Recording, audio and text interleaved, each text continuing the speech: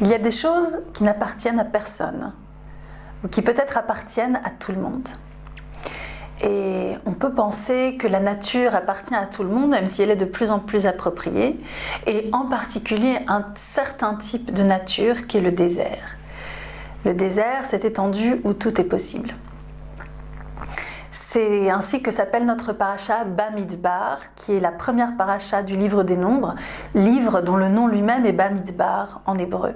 Bamidbar, dans le désert. Et c'est ce désert ouvert qui permet la parole et la révélation divine.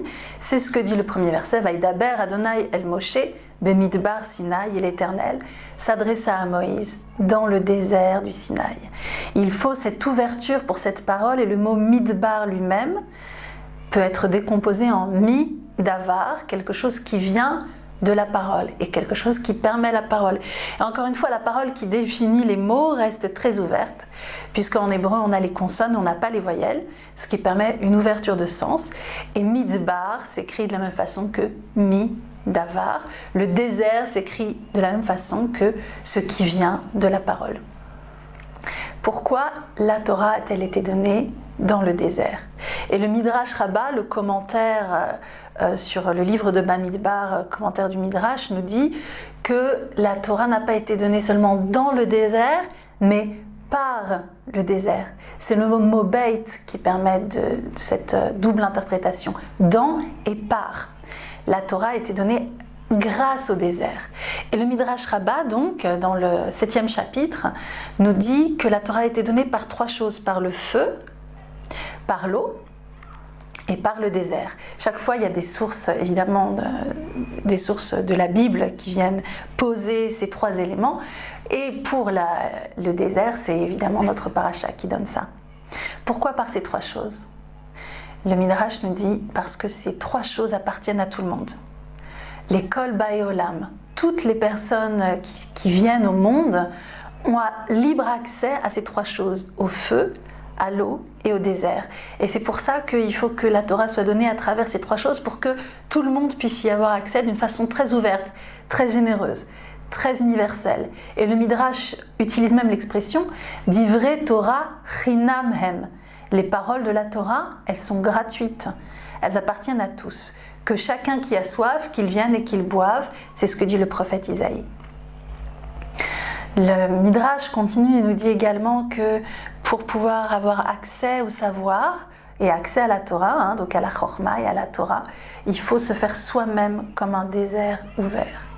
C'est l'équivalent de ce que raconte cette petite histoire qui appartient à la sagesse universelle, où on raconte qu'un élève va voir un maître et que le maître lui sert du thé. Il remplit la tasse, et puis remplit encore la tasse jusqu'à ce que la tasse déborde, et le maître continue à verser. Et l'élève dit: mais il faut arrêter, on ne peut pas remplir une tasse qui est déjà pleine. Et le maître lui dit: mais justement, toi en tant qu'élève, si tu es déjà plein, tu ne peux pas accepter de nouvelles sagesses et de nouveaux enseignements. De la même façon, nous dit le Midrash Rabbah, Bamidbar Rabbah, il faut être ouvert et laisser de la place aux nouveaux enseignements pour pouvoir y accéder. C'est ce que dit Saint-Exupéry également quand il dit que ce qui embellit le désert, c'est qu'il y a un puits quelque part. Il n'y a pas toujours besoin de savoir exactement où est le puits, mais on sait qu'il y a un potentiel et ça nous permet déjà de nous mettre en route pour aller le chercher. Parfois, c'est le chemin qui est encore plus important que la précision, la géolocalisation exacte de l'endroit où se situe le puits. De la même façon, si on va avoir une liberté de penser et de s'adresser à nous-mêmes, il faut aussi avoir de temps en temps des moments de vide autour de soi, où en termes sonores ou en termes visuels, on n'est pas attrapé et attiré par des tas de messages publicitaires, par exemple. C'est ce que nous dit donc notre paracha. Le désert n'appartient à personne, il appartient à tout le monde. De la même façon, les paroles de la Torah n'appartiennent à personne, elles appartiennent à tout le monde.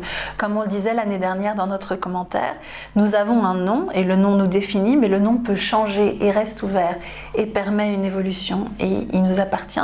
Et ça nous permet de continuer à avancer. Comme disait le poète, Imagine there's no countries.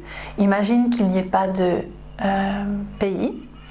Alors peut-être que de temps en temps, il y a besoin de pays pour que certaines choses et certaines identités puissent se définir, mais il y a besoin aussi de déserts, d'endroits de liberté où chacun peut se retrouver et où chacun puisse accéder. C'est le nom de notre paracha et du livre que nous inaugurons, Bamidbar, dans le désert, dans la parole.